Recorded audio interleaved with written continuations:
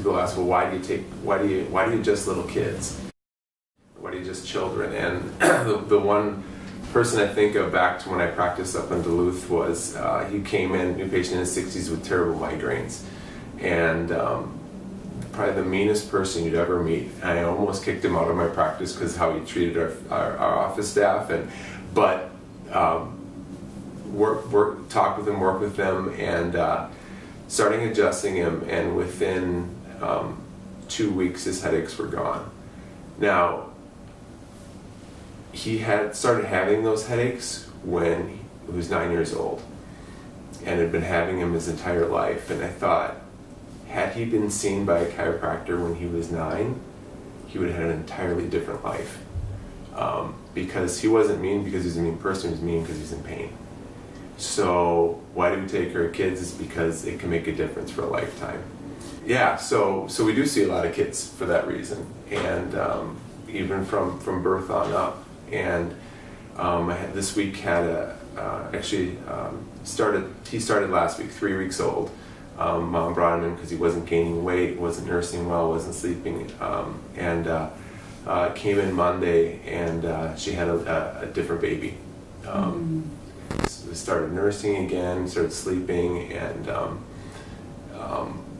the one thing she said to me, and it was kind of neat because this is I think they have 4 kids. This is the youngest, and she said we've been to a lot of different chiropractors, and she just said you have hands that heal, that just that, and from a mom saying they're entrusting me with their newborn, to put their newborn in my hands, and I'm honored for moms to have that trust, because it's not easy to hand over your newborn to somebody, and it makes it all worthwhile to have that trust and able to work on them and help them. It's awesome. Dr. Brian, you have ICPA certification. Yes. With this additional certification, what did you have to go through to get it, and what does that mean? Sure. So I did a 4-year undergrad program. I got my degree in biochemistry, molecular biology, up at UMD, at University of Minnesota Duluth, and then went on to chiropractic college, which is basically a 5-year program. It's 10 semesters. You can go year-round, which basically means you can get done in about 3.5 years, which is what I did.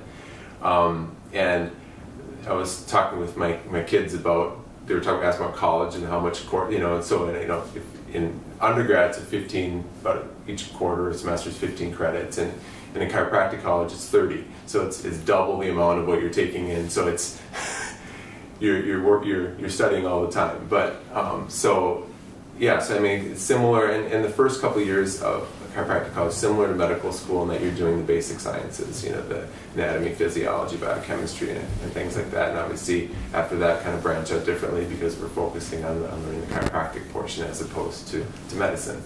And then after going through that, I was I think a couple of years into practice. Early on, though, I went through the ICPA, which the certification program, which was at the time 120-hour course. So that was something we would do on weekends.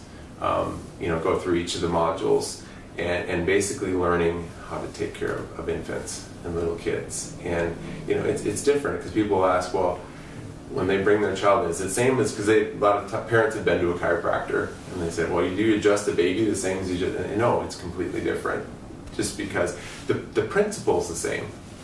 When you have a subluxation or spinal problem, you need it corrected to get the pressure off the nerves so the body can function normally. So the principle is the same, but the technique is so much different because their bones are tiny, and it also doesn't take much force to make an adjustment on an infant, and a lot of times I describe it to parents as it's just a light touch. The hard part, or the training part, is knowing where to make that adjustment and when to make that adjustment.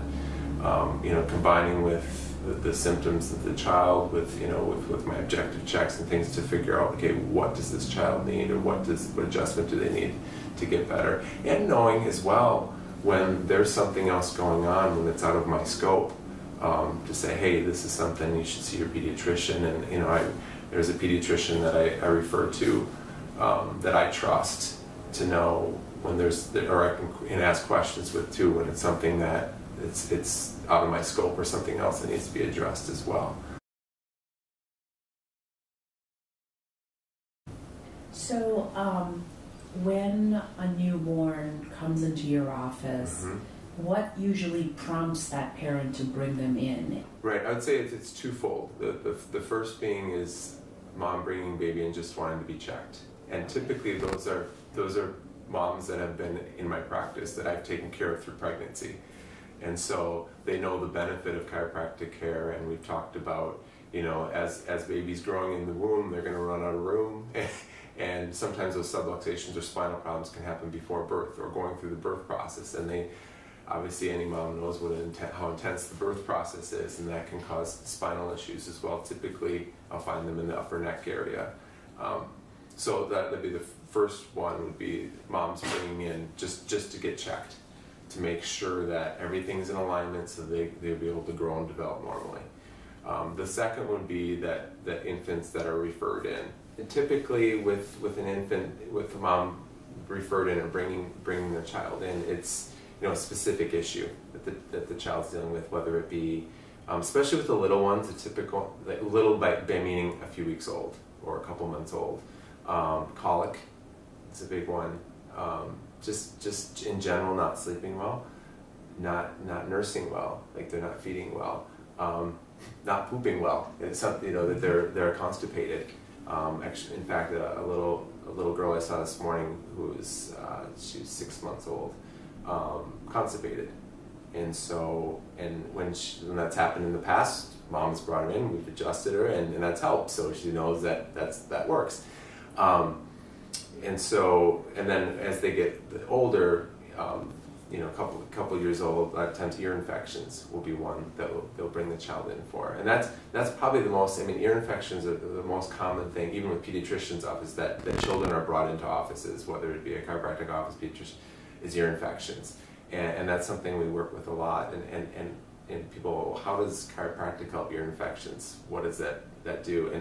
And what happens is basically, what I find most common is that the very top bone, actually this is the spine right here, it's an adult spine, but the very top bone in the neck can misalign. And that can happen, it can happen in the birth process, and a lot of times it will just take that amount of time for symptoms or problems to occur. It can happen, especially in the first year of life.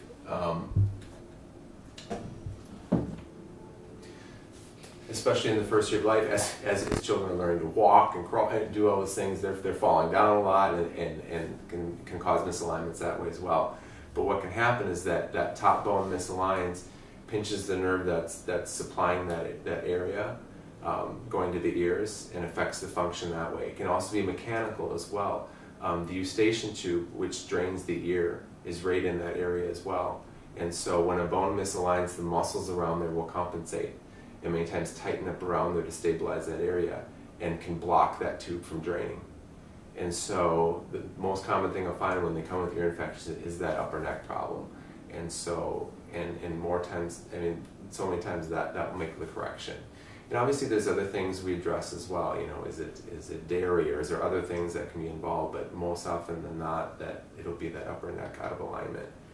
Make that correction. So we see a lot of kids with ear infections and help them with that. Let's talk a little bit about the Webster Technique and pregnancy. Mm-hmm. Can you explain to someone who doesn't really know or has not worked with a chiropractor in the past, when they're pregnant, why seeing a chiropractor and why that is so important, and what the Webster Technique is? Yes, so the Webster Technique was formerly known as the breech turning technique, that babies that were breech or facing the wrong way, not head down, they would be adjusted and help turn the baby. And so it's kind of gotten away from not known as a breech turning technique, but basically an adjustment or a check to make sure that the baby can move into the position it needs to move. in that what can happen is when there's a misalignment or a subluxation in the sacral area, in the pelvis, there's ligaments that connect the uterus, the sacrum that connects, there's ligaments that connect the uterus to the sacrum. And if that sacrum misaligns, it can cause a torque on the uterus, which basically doesn't allow a baby to move as he or she needs to. And so if that's going on and the baby's in the wrong position, when we make that correction, it can allow a baby to move into the proper position. So I've seen expecting moms come in early on, because typically they'll find it obviously later in pregnancy when they can start feeling baby position. So as early as 33, 34 weeks, but I've had moms come in at 39 weeks with baby in breech position. We were able to make that correction and baby was able to turn. So, and again, there can be other reasons that baby's not in the proper position, but our goal is to make sure giving the baby the best chance to get into the proper position. And if that's going on, we need to make that correction so that baby can move into the proper position. Is there something that you recommend for pregnant moms to do even in their house to help support the chiropractic care, and what is your advice to them in general? Yes, basically for expecting moms to do things they normally do, and continue to exercise, drink plenty of water, the basic things to be healthy. When we do see moms with specific issues, say as the baby's breech, there are techniques. There's a website called Spinning Babies that will have them go to and help them with that, to specific positions they can get into to help encourage the baby to be in the right position. So along with, on my part of it is to make sure that everything's in alignment to give the baby the best chance, but then they can do certain positions to help encourage that as well. So. Well, that's nice.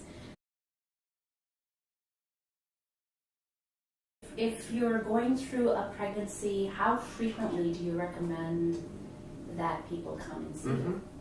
Yeah, so for pregnancy, if I'm seeing a mom early on in pregnancy, it'll be obviously it's based on what each mom needs as far as care. So if I'm finding that there's things going on, that I'll see them more frequently, and whether that be once a week or a couple times a week.